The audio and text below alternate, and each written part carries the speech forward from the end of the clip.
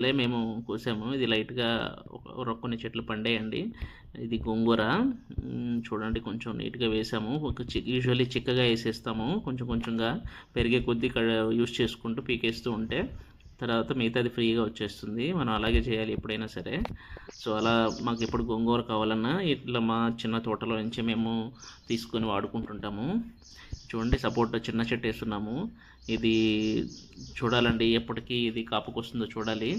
ఈ తర్వాత నెక్స్ట్ వీడియోలో ఫ్యూచర్లో అప్డేట్ చేస్తాను. ఇది సైజు ఏమైనా పెరిగి ఏమైనా కాపుకొస్తే. ఇది చూడండి, ఇది మాకు వేసుకున్నటువంటి ఆకుకూర అండి.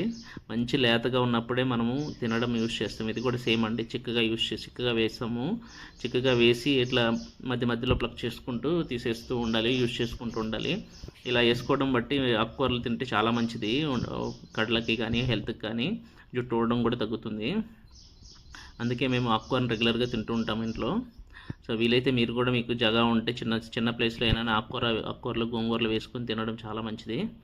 సో మేము ఇందాక చెప్పా కదండి, అరటిగెల అది పండింది. అక్కడ తీసుకెళ్తున్నాను మా ఇంటికి.